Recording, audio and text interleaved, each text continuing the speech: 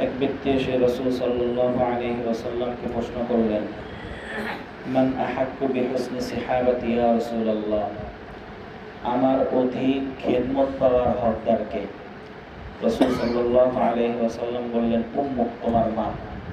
বললেন এরপর? বললেন তোমার মা। বললেন এরপর? বললেন তোমার মা। এইভাবে তিনবার মায়ের কথা বলার পরে 4 নাম্বার বারে বলছেন সুম্মা আবু, তোমার বাবা। অন্য হাদিসের মধ্যে আছে এক ব্যক্তি রাসূল সাল্লাল্লাহু আলাইহি ওয়াসাল্লামকে মা বাবা সম্পর্কে প্রশ্ন করছে।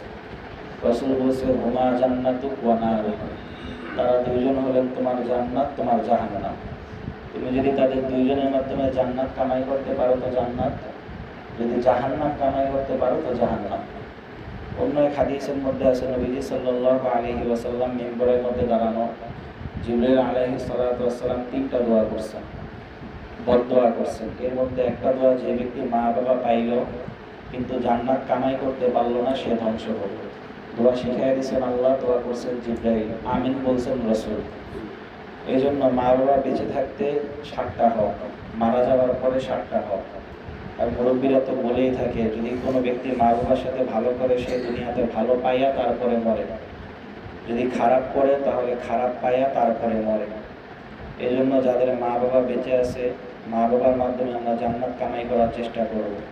আর যাদের মা বাবা নাই, যেই 7টা হক মারা যাওয়ার পরে সেগুলো আদায় করার চেষ্টা করব এবং নিজ সন্তানদেরকেও শিখিয়ে যাব মা বাবার সাথে কেমন ব্যবহার করতে হয়। আল্লাহ রাব্বুল আলামিন আমাদেরকে আমল করার তৌফিক দান করেন। আলহামদুলিল্লাহি রাব্বিল আলামিন ওয়াসসালাতু ওয়াসসালামু আলা সাইয়্যিদিল আমবিয়া'i ওয়াল মুরসালিন ওয়া আলা আলিহি